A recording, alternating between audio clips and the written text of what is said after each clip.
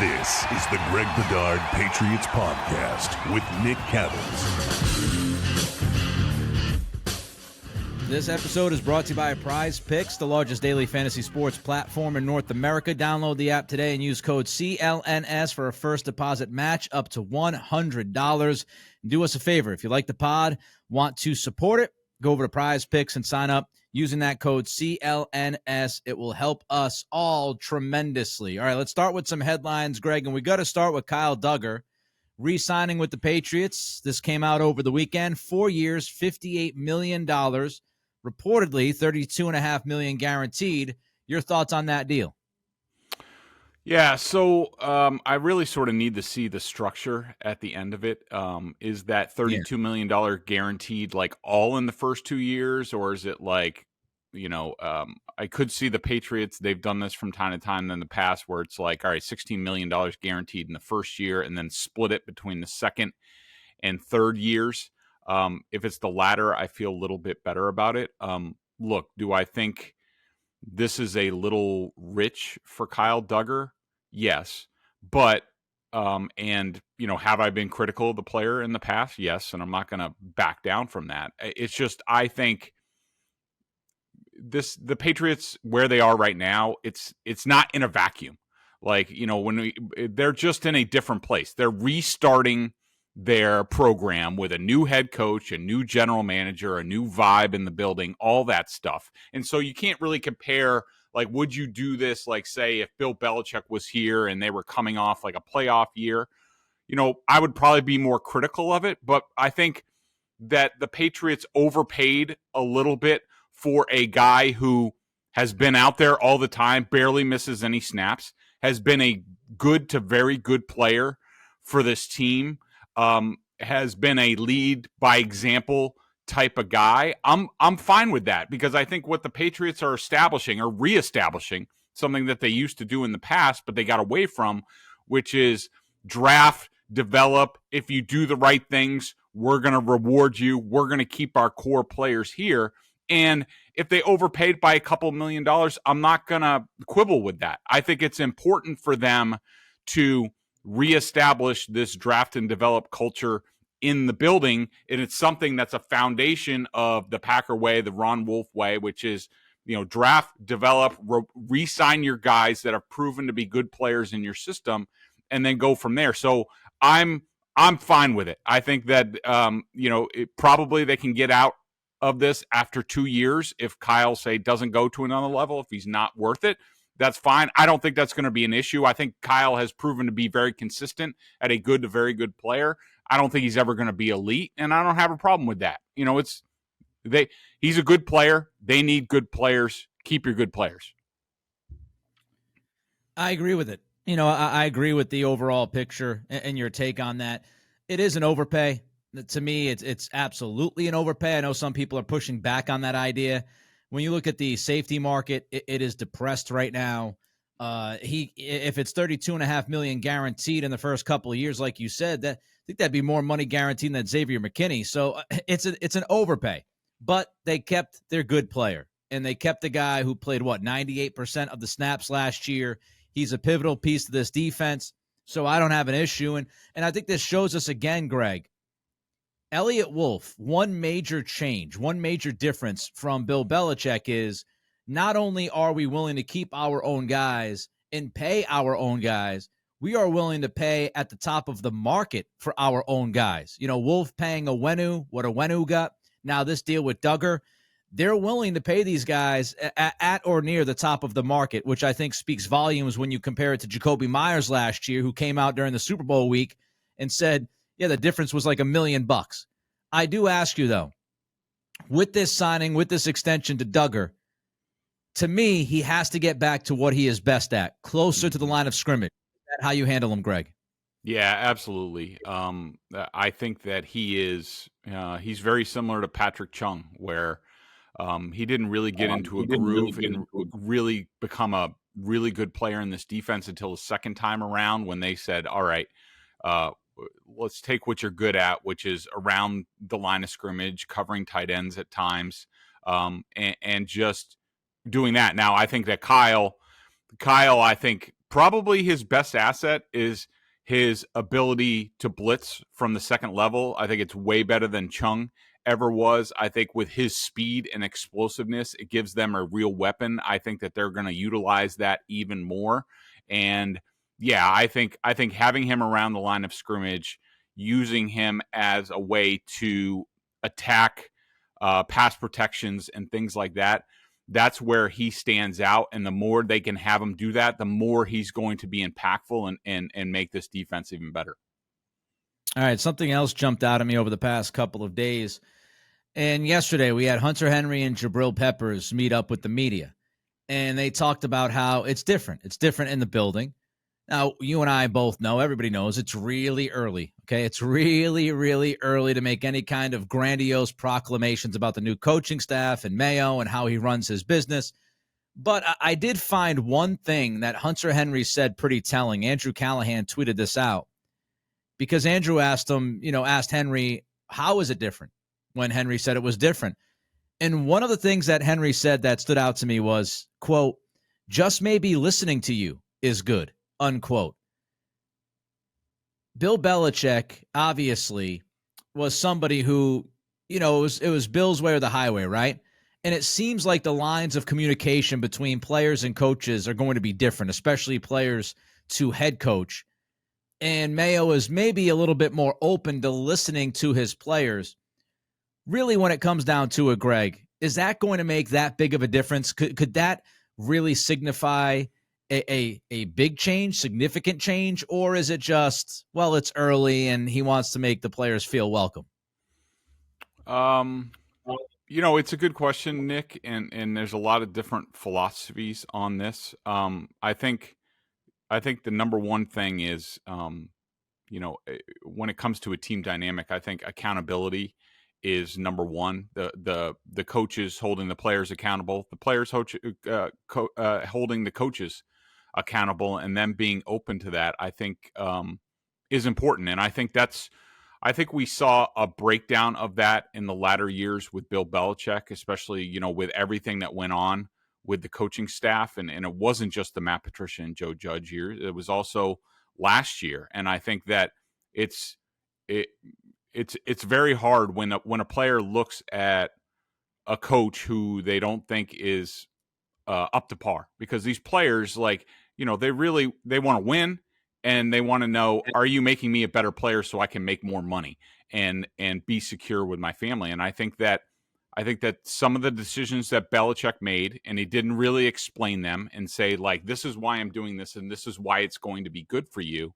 That sort of one-way street left a lot of doubts in the players' minds, and it did not set the team up for success. So I think that just as long as the coaches and the front office, especially the coaches, as long as they're open and honest and they say, this is where you are and this is where we expect you to be and this is how we're going to get you there, the more conversations like that, the more the players trust in the coaching that they're being put in the best position possible, and that allows for a very solid foundation for a successful football team.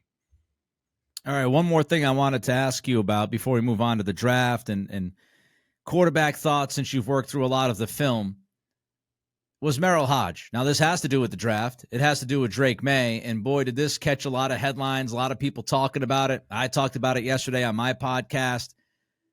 Hodge said that drafting May, and this was in a radio interview, I think it was WCCO, drafting May will get you fired. Your reaction to that, Greg? Look, I think that Merrill is certainly entitled to his opinion. He's somebody that I listen to. I mean, with all these guys, I respect the position, the opinion, and listen to it, take it in. I don't necessarily toss things out. I know a lot of people a lot of Patriots fans don't like Merrill Hodge from some of his comments about Belichick and the Patriots in previous years. I just don't go down that road. Now, a lot of what Merrill Hodge said about Drake May is correct. Now, he'll get you fired comment, do I think that's strong? Yes. But the crux of his opinion about his inconsistency. He compared him to Malik Willis.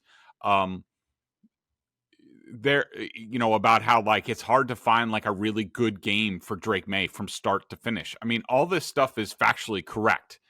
Now, where I differ from Merrill Hodge, and I had a conversation with a longtime offensive coordinator last week, and I'm going to be writing about it, sort of the process of how you evaluate quarterbacks in the draft and the whole process to it, including like the importance of the 30 visits and going and seeing them either in their hometown or at their colleges. One thing that's stuck out to me, and it sounds simple, but I think people sort of overlook it when they talk about these quarterbacks, is like it's not just like the GM making the pick or the front office making the pick and them evaluating talent. You need the coach's input, because you have to say, all right, this is where this player's at. What's the plan? If we take this player, what's the plan? How are we going to use them? How does he fit into our offense?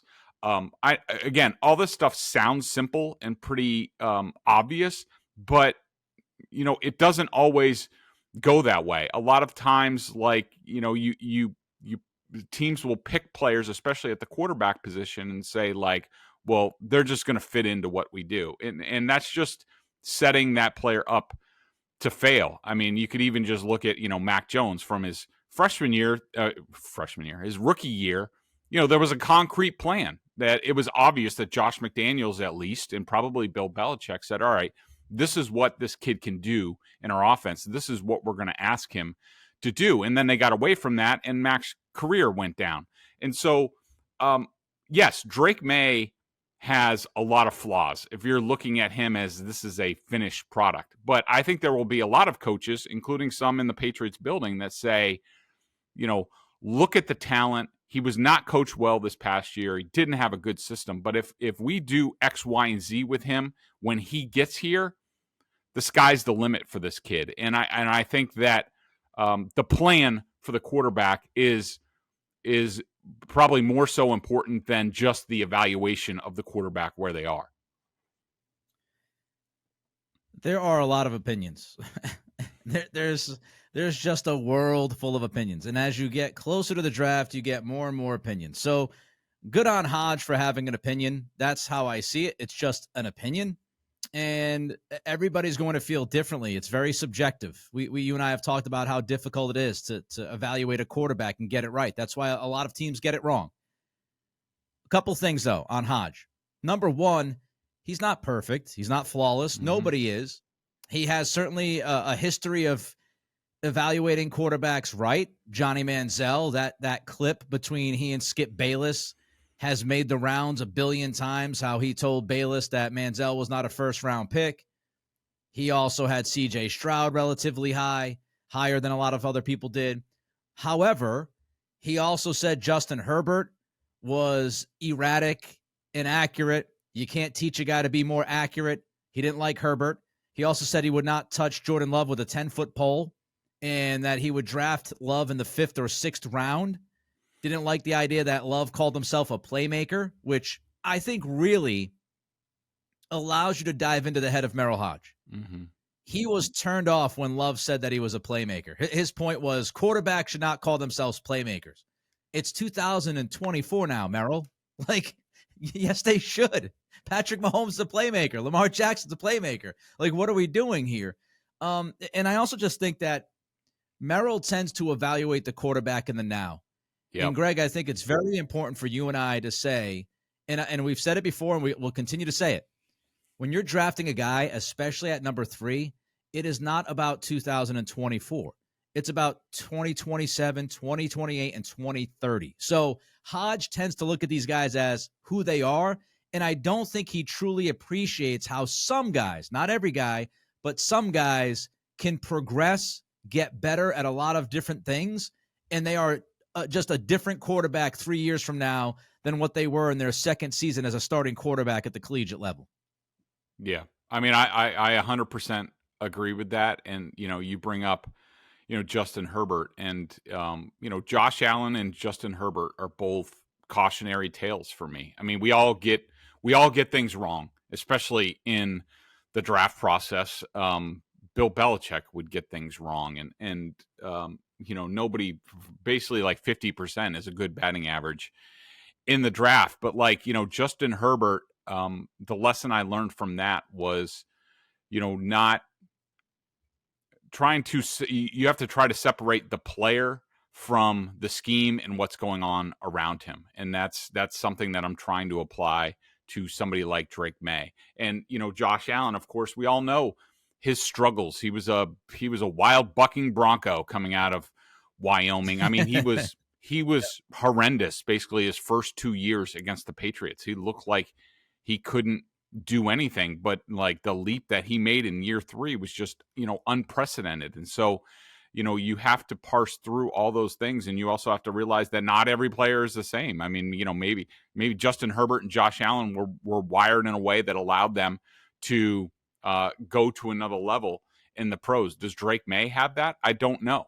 And I don't think any of us are going to know, including the pro teams. But I do think that, Merrill and his criticisms, I do think he sort of tends to view these guys as finished products, where you're looking at a guy like, Drake May and J.J. McCarthy are like the youngest quarterbacks in this class, whereas Jayden Daniels and, Bo Nix certainly are older prospects. They might be closer to be finished products, just like, Kyle Duggar coming out of Lenore Ryan was like 24 years old. He just got this contract. Yep. He's going to be 29 this year. Has Kyle Duggar, if the Patriots got Kyle Duggar when he was 21, could he have gone to an elite level faster?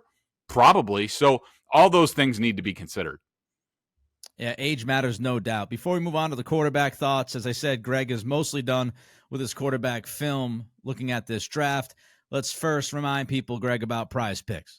March is over, but the biggest moments in college basketball tip off the month of April. Be part of the action on PrizePicks for both men's and women's college basketball. PrizePicks has something for every sports fan, from basketball and hockey to League of Legends and everything in between. You can pick LeBron, Caitlin Clark, Connor McDavid, and Jude Bellingham all in the same entry. I had, just the other night, I had Caitlin Clark for more than 30 points and LeBron James for more than 7 3-pointers, and I hit it. Download the PrizePicks app today and use code CLNS for the first deposit match up to $100. Again, that's a match up to $100 by using code CLNS. Pick more, pick less. It's that easy over at PrizePicks. Tyler O'Neill. Whoa, that was bombs. A bomb yesterday. Guy, he busts through his jersey. He's got all those muscles. Hitting bombs. Son of Youngie. All right, let's get back to football, though. Greg's been in the lab. He's been pouring through the film, doing lots of work. What do you got on Jayden Daniels, Greg? Okay, so just to be upfront, I have a lot more work to do on J.J. McCarthy. I'm almost done with Jayden Daniels. I'm pretty much done with Drake May. So everybody knows, who's especially listened to this pod, I've been touting Jayden Daniels for a very long time, including relaying what I heard at the league meetings about Jayden Daniels, which was basically the NFL people that I talk to, the executives that I respect, and they have a good track record with the quarterback. They're all over the moon about Jayden Daniels in terms of his accuracy, throwing the ball, his calmness in the pocket, his height. Yeah, his weight's a little less than ideal, but it looks like he could put on more weight. And then also his running ability. Now, after watching a lot more of Jayden Daniels, I will say that I'm not quite as gung-ho about Jayden Daniels as I was, or these NFL people are. And here's why. The biggest reason, before I really studied him closely and saw like multiple games, in my eye, from the college football season and what I had seen of Jayden Daniels, and from the opinions that I had received, I thought that his running was dynamic, elite. I don't know if I agree with that anymore. I think that if you think that he's Lamar Jackson, no, he's not. running. Lamar is much more quick twitch. He is much more jitterbuggish.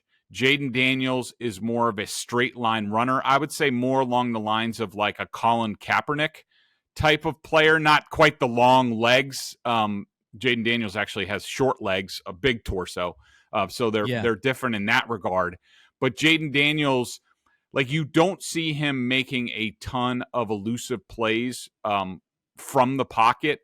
Yes, there'll be called runs, and he's great on those because it's straight line. Sometimes he thinks that he's going to get out of pressure with his legs, and he doesn't because he doesn't have sort of the electric lateral mobility, the quick twitch stuff. And so sometimes it gets into trouble. Now, is he a good runner? Yeah, but it's pretty much, as I said, straight line speed.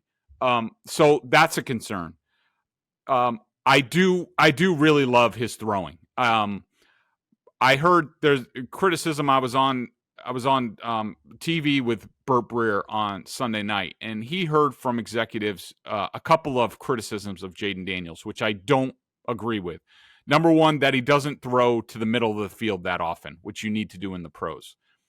Does he do it as much as everybody else? No. He does do it. He does do it well, especially the deep, medium to deep middle of the field.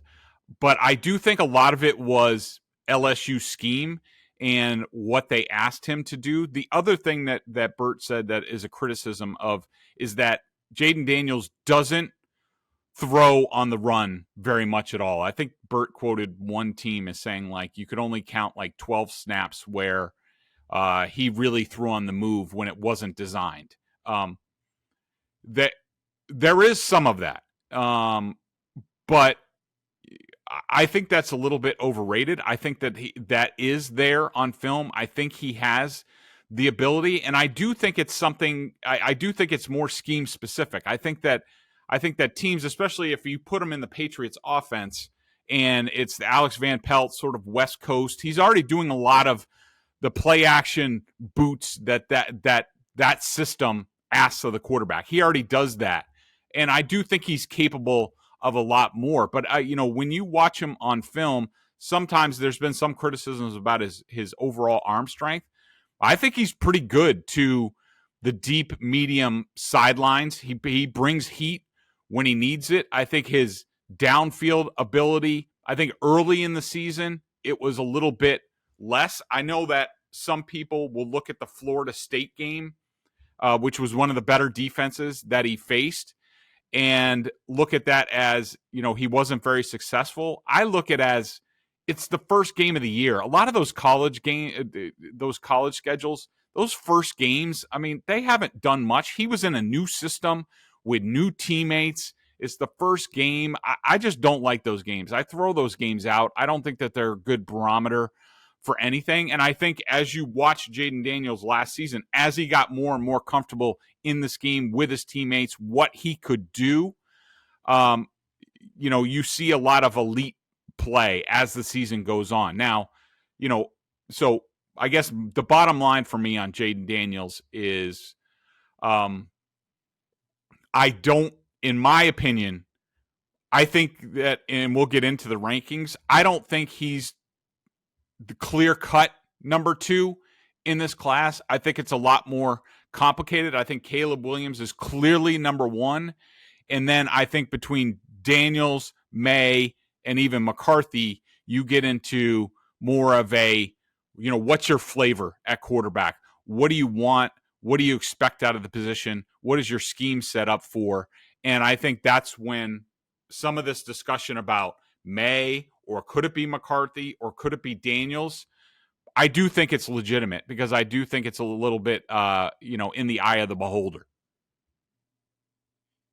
The thing with Daniels, to me, and I've cooled off a little bit on him too, the thing that I keep going back to is pressure to sack rate. I talked about this on my podcast earlier this week. Now, Jayden got much better this year with that statistic. He was just over 20%, and to be fair to him, Drake May is just under 20%. 20% seems to be some kind of, indicator as success at the NFL level for these guys. You go back to last year and Jayden was at like 30%, which is just obnoxiously high. The issue, though, to me is when you combine that is Jayden a lot of times he'll just tuck and run. And sometimes he doesn't let plays develop. And his initial instinct sometimes is just to go. And so that can lead to some issues in several different ways.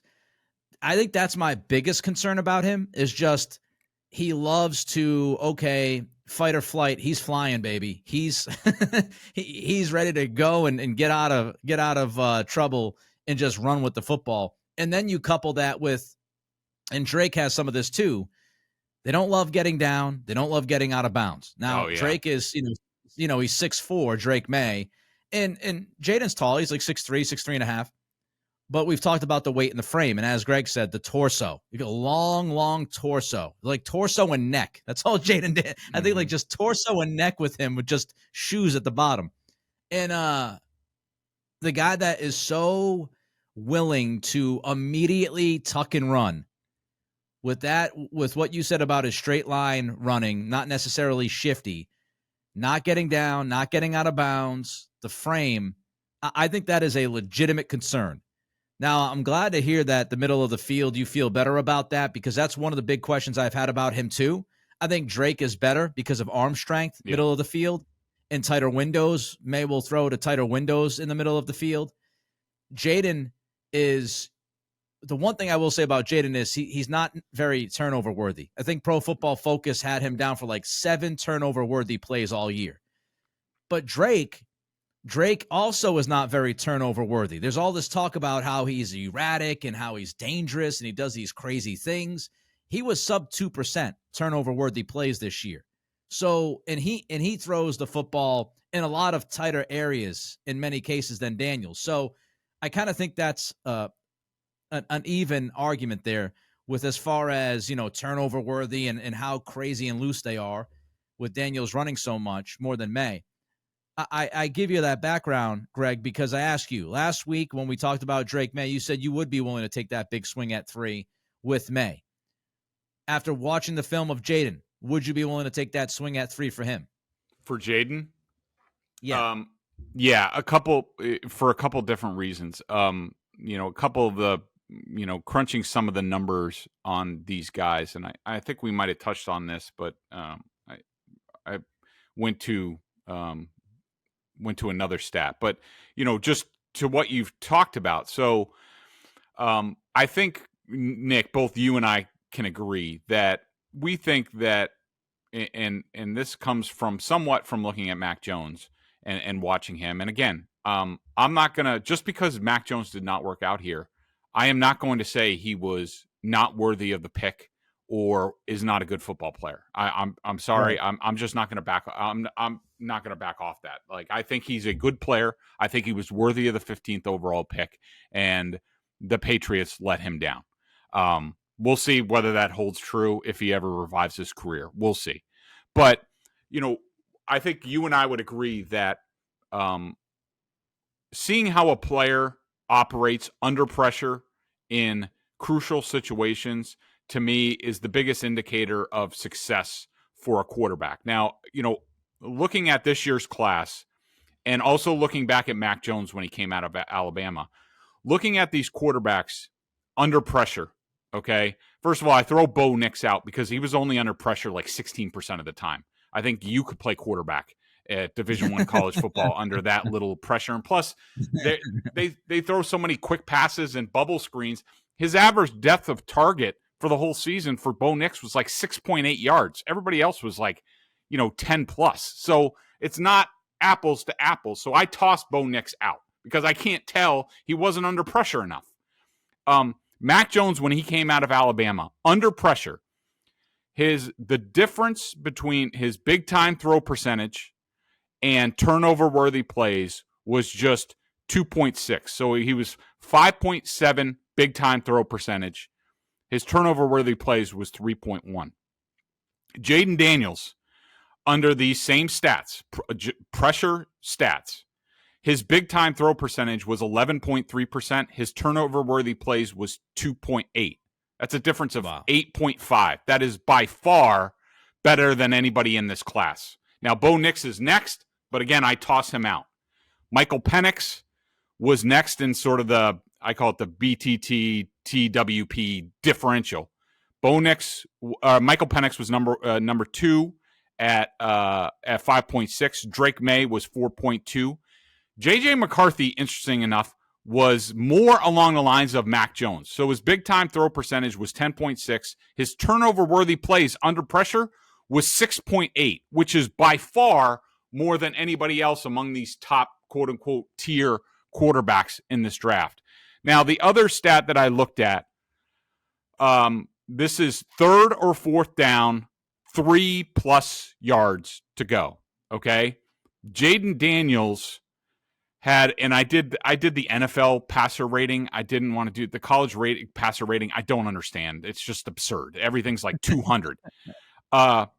This is how it came through. Okay. 3rd and 4th down, 3+ yards. Jayden Daniels, NFL rating, 141.5. JJ McCarthy, 123.9. Bo Nix, 123.3. Now, I also compared, because I hear this from a lot of people, especially Drake May supporters like my buddy Chris Gasper. He loves Drake May, and any criticisms of Drake May from this season, he's like, okay, well, did you watch his junior year tape? Okay. Drake May in 2022, when things were better around him, had a 112.3 rating on 3rd or 4th downs and +3 yards. Drake May this past year, 107.1. So it wasn't a huge differential. It was definitely better in 2022, but not a huge difference. This surprised me. Michael Penix came in last by far at 80.2. So you take Jayden Daniels under pressure and on 3rd and 4th down. To me, he's clearly number 2 in this class, and I'm going to bet on that. If it came down to it, and say the Commanders went in a different direction, and I don't know, all these quarterbacks are on the board. My ranking for the quarterbacks as of right now, and it might change a little bit. Obviously, Caleb Williams is number 1. That's a given. I'm still going Jayden Daniels number 2. I'm going Drake May. Number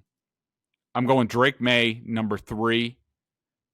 I forgot to put this on my list, but I'm going McCarthy next after that, and then Penix. And that's it for me as far as the quarterbacks this year. All right. So I would switch May and Daniels. I like May more than Daniels. That's legit. And I do think age matters. And I think, the arm plays. I think the frame, especially with the Patriots, they're not major concerns, but I do have some concerns about Daniels and his ability to play in windy weather, inclement weather, coming from where he's come from. And so, but I would lean May over Daniels, but I've got Caleb, I've got May, I've got Daniels. And Penix and Nix is just, it's so tough to me because Penix has been around forever. There are things that legitimately concern myself with Penix, and mostly it's injury. And I know people will say, oh, he checked out, clean bill of health.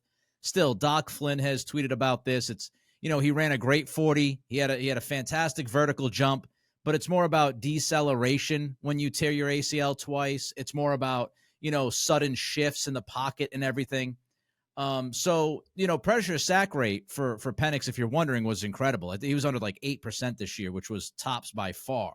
So if you're going off of that indicator, and he's got a rocket arm, but, there's just some things. He looks a little nervous to me when he's getting some heat. He just looks uncomfortable. He looked uncomfortable against Michigan, and Michigan, took a lot of those deep and outside throws away from him and forced him to change his game, and he was so uncomfortable where I do wonder if he's a guy that, hey, look, if I've got some weapons around me and we run the scheme that I'm super comfortable with, then I'll be good. But if I got to do something extra more often than not, then I'm going to get into some trouble.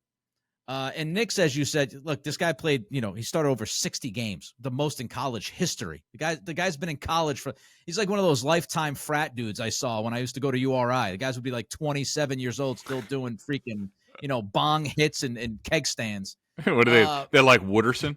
I get older. Yeah. They stay the same age. Yes, they do. I'll tell you, I had a guy. There was a guy. I wasn't in a frat. Do what you do. I was not a frat guy, but I had a couple of friends that were in a frat.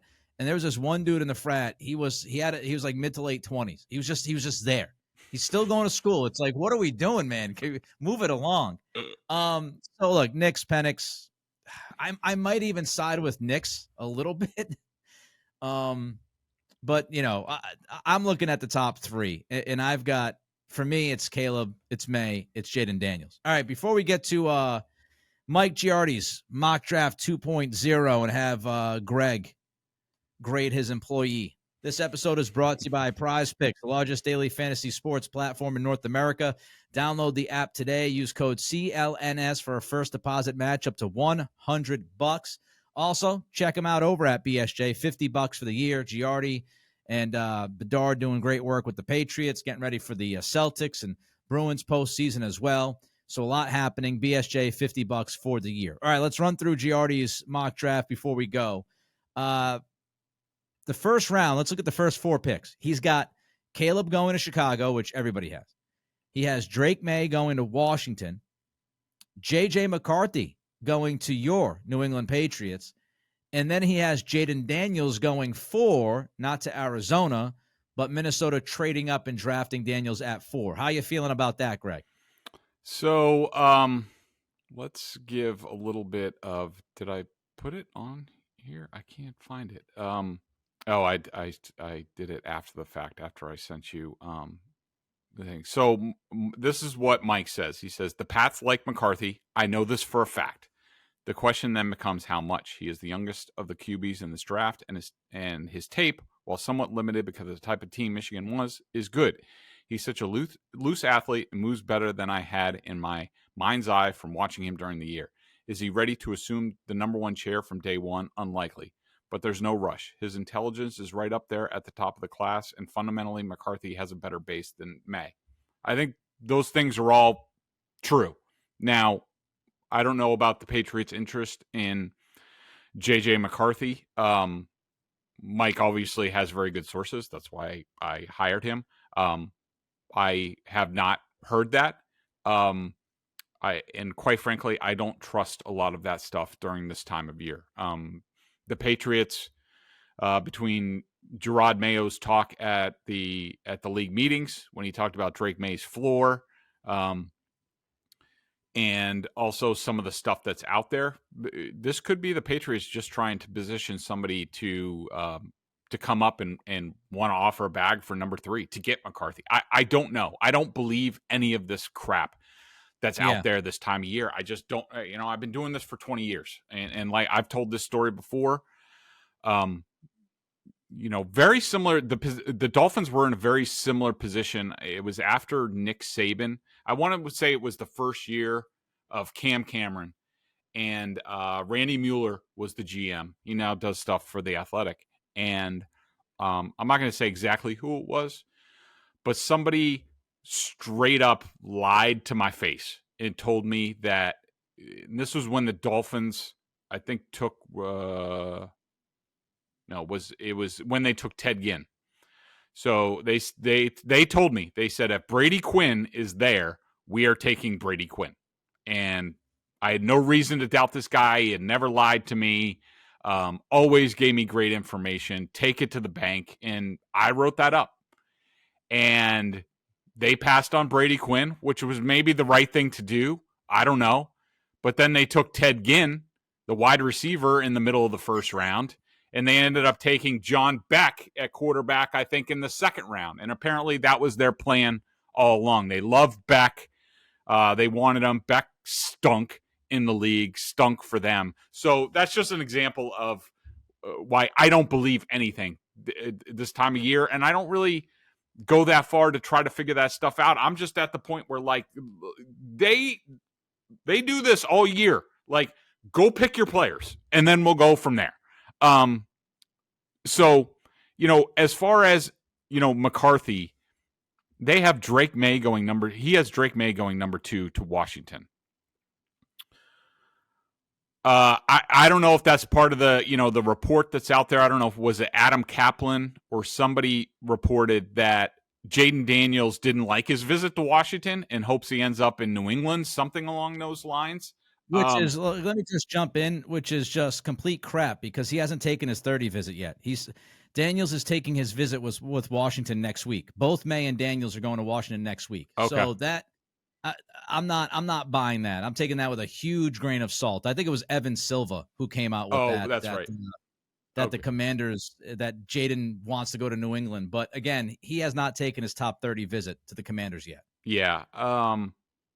I would be, especially in the system that Cliff Kingsbury runs, with the mobile quarterbacks and, he had Kyler Murray in Arizona.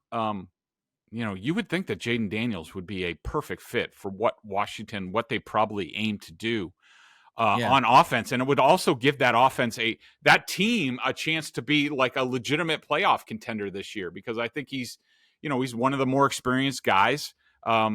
I would be shocked if they go Drake May at number 2. But, as far as McCarthy and the Patriots, I have a hard time taking J.J. McCarthy at number 3. Now, do I think if we're just going on the basis of the fact that Mac Jones was the 15th overall pick, do I think that J.J. McCarthy is a better prospect than Mac Jones was coming out? Yes, I think so. He's more athletic. He's got more snap on the ball. I think that he has proven himself a little bit more as far as adversity, coming through in big spots. I think he's just he's a little bit better than Mac Jones in just about every other area. Now, that being said, when you're talking about the 3rd overall pick in the draft and a quarterback, I'm sorry, but I'm looking for elite traits. And if I think my coaching staff is worth a damn, and I can tell you that Elliott Wolf thinks the world of Alex Van Pelt and Ben McAdoo as far as the quarterback position, developing these guys. Van Pelt is terrific developing quarterbacks. I think that Elliott Wolf, at the end of the day, and based off how his father viewed the quarterback position, J.J. McCarthy is the safe pick. There's no doubt. He has a higher floor than a lot of these guys. But Ron Wolf, always swung big at the quarterback position, especially, when it came to Brett Favre. And I just think that J.J. McCarthy, he's not elite throwing. He's not elite scrambling. Sure, his mind, maybe his intangibles are elite. That's tough to measure. I just don't think he has enough elite traits to be taken in the top 5 for me. So, I throw a little bit of cold water on that. I agree with everything you said. I'm taking the higher trait guy. I'm taking the guy with the higher ceiling, high floor, safe pick. We've seen that act before. Didn't work. I want to take the big swing. That's what it's all about. And I just get a kick out of people and everybody is, obviously you can have your own opinion.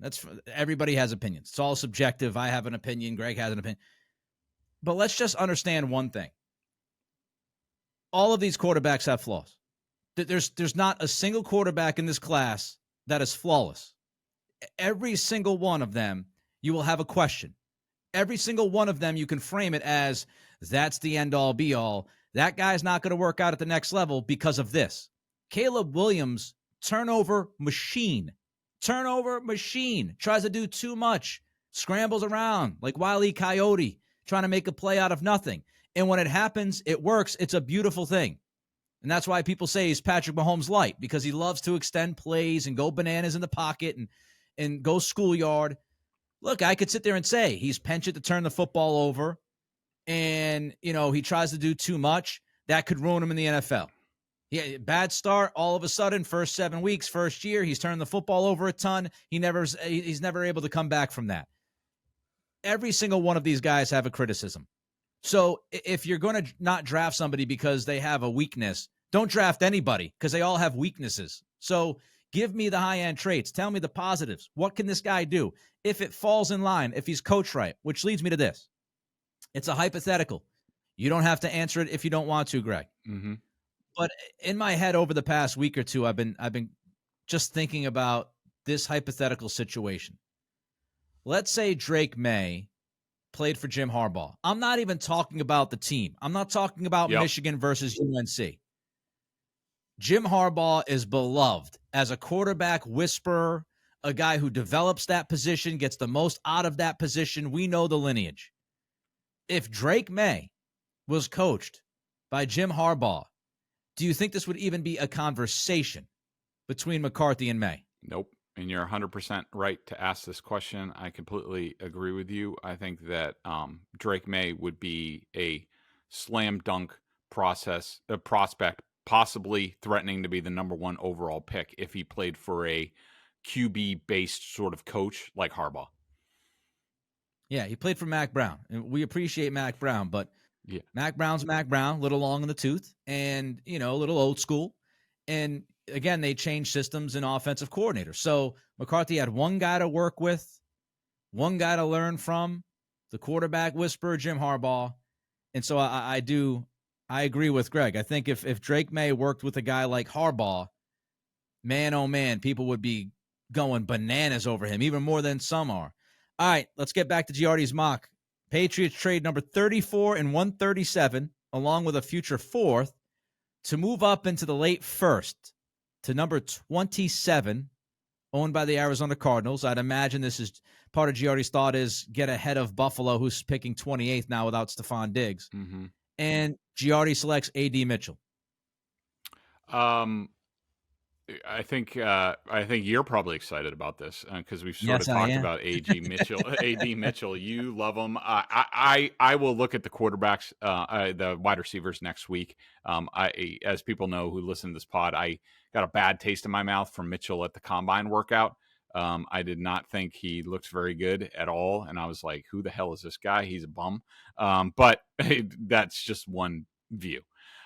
So I will take another look because obviously, people that I respect like you and Giardi really like this guy. So there's got to be something there. But the thought of I love the thought of trading back up into the first round to get either a wide receiver or a tackle. Now, in his mock draft, Tyler Guyton from Oklahoma goes 22nd to Green Bay in a trade up. If they trade up, Kingsley Suamataia, the tackle from BYU. What'd you say? Suamataia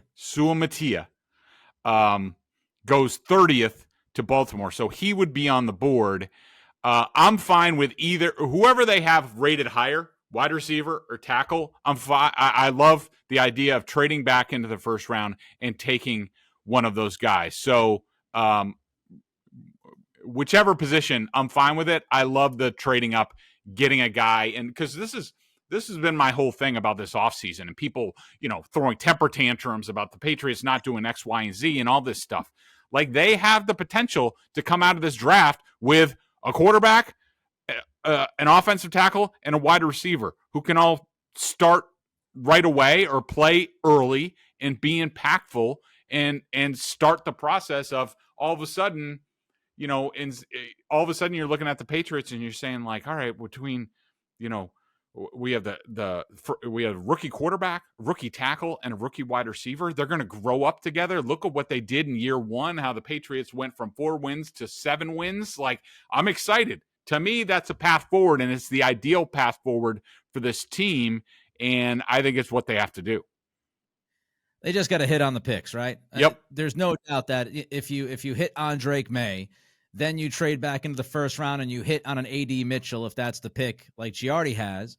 And then Giardi has them moving up again in the third round, trading 68 and 103 for 56 and 174 and drafting Patrick Paul, the tackle out of Houston. Yep. So if you hit on May, if you hit on, Giardi had McCarthy. If you hit on McCarthy, Mitchell, and Paul, then what you just said is 100% right, Greg. But, of course, there's risk. There's risk with everything. If you miss on one of those, 2 of those, or God forbid all 3 of them, then you're royally screwed. Yeah, but I do think, and I like the Patrick Paul pick. I think he's a good prospect. He's probably more of a guy you stick at right tackle year one and see where he goes. From there, he does have the potential to play left tackle down the line.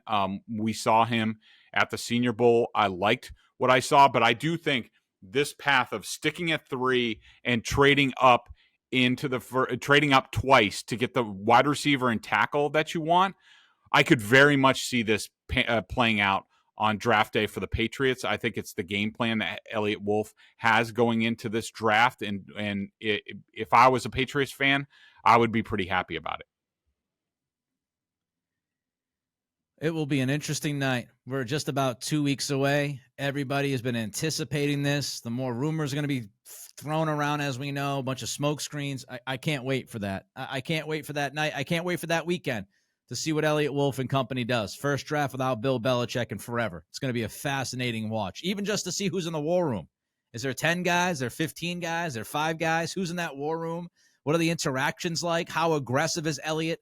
And I said this today, Greg, just in closing. I said this on my podcast earlier today. Like, if you are Elliott Wolf, there's a lot of talk, including you. You've mentioned trading for a veteran wide receiver. And when I hear you say that, and Tom Curran say that, and Chad Graff say that, and Adam Kaplan say that, I don't know. I just feel like somebody's talking. Mm-hmm. and that there's a feel that that's going to happen at some point, whether it's during the draft or after the draft. I don't want them to do anything with 34 until the night of the draft. Let the draft board play out. Yep. You don't know what's going to happen. Like, all of these mock drafts are just mock drafts. They're always wrong. We have no clue. What if Amarius Mims falls to the 20s? Right. You just don't know. So if I'm Elliott Wolf, I have all the scenarios laid out. I go into night one saying, okay, let's see what happens, because 34 is valuable.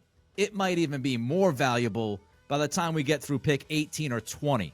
So just let things unfold. And I think that's what we should expect from Elliott, to let things unfold, see who actually gets drafted where, and then take advantage of it. You agree, Greg? Totally agree. Yep. All right. He's Greg Bedard. I am Nick Cattles. I love ending with Greg saying he agrees with me. It's one of my favorite things in the world. We'll talk to you next time.